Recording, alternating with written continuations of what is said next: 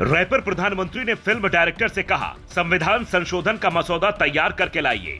क्या नेपाल में है संवैधानिक एक्सपर्ट की कमी? बालेन शाह के फैसले पर क्यों उठे सवाल?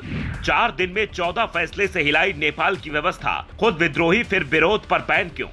ये है नेपाल के नए प्रधानमंत्री बालेन शाह, जिन्हें वहां की जनता प्यार से बालेन कहकर बुलाती है, जो एक रैपर से काठमांडू के मेयर बने, फिर विद्रोह का बिगुल फूका और चुनाव हुआ तो पीएम बन गए। और अब इन्होंने एक फिल्म डायरेक्टर को नेपाल के संविधान में संशोधन का प्रस्ताव करने की जिम्मेदारी दी है, जिसे लेकर द स्टैट्समैन लिखता है, बालेन शाह ने अपने राजनीतिक सलाहकार असीम शाह को संविधान संशोधन चर्चा पत्र की जिम्मेदारी सौंपी है। असीम शाह एक फिल्म डायरेक्टर रहे हैं। क्या एक फिल्म डायरेक्टर संविधान संशोधन प्रस्ताव की भूमिका सही से बना पाएंगे? हालांकि इनके साथ कई और जानकार भी होंगे जो इन्हें राय देंगे, पर यह कहा जा रहा है कि फिल्म डायरेक्टर अगर संविधान समीक्षक बनेंगे और रैपर को प्रधानमंत्री की जिम्मेदारी मिलेगी, तो फिर देश के संविधान संशोधन भी फिल्मी दुनिया वालों के हिसाब से ही होंगे।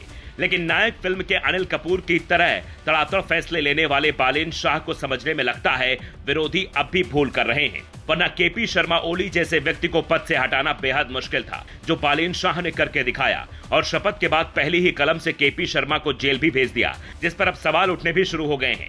वहां की सुप्रीम कोर्ट ने बालेन शाह सरकार को कारण बताओ नोटिस जारी कर 3 दिन में जवाब मांगा है कि केपी शर्मा ओली को ऐसे क्यों गिरफ्तार किया गया है। उससे पहले तबीयत बिगड़ने की वजह से ओली को वीडियो कॉन्फ्रेंसिंग के जरिए अदालत में पेश किया गया था, जहां उनकी 5 दिनों की हिरासत और बढ़ा दी गई। अब ये कार्रवाई तो ठीक थी, वहां के जेनजी आंदोलन करने वाले युवाओं के मन के मुताबिक थी। इसके अलावा शिक्षा माफियाओं पर एक्शन भी लोगों को रास आया, पर बालेन शाह सरकार ने एक ऐसा फैसला लिया जिसने लोगों को ये सोचने पर मजबूर कर दिया कि खुद विद्रोही से नेता बने बालेन शाह अब विरोध पर बैन क्यों लगा रहे हैं। बालेन शाह सरकार ने कैंपस से पॉलिटिकल स्टूडेंट यूनियनों पर प्रतिबंध लगा दिया है। नेपाल में अब सरकारी कर्मचारियों और शिक्षकों को राजनीतिक जुड़ाव पर रोक लगा दी गई है।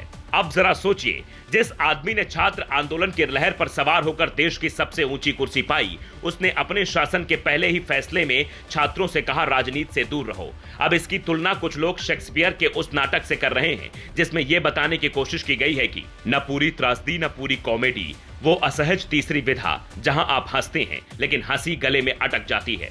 अब नेपाल के जेनजी आंदोलन के युवाओं के सामने भी कुछ ऐसी ही स्थितियां बन गई हैं, जो ये नहीं समझ पा रहे हैं कि बालेन शाह और उनकी कैबिनेट ने अगर कोई गलत फैसला लिया तो उसका विरोध कैसे करेंगे।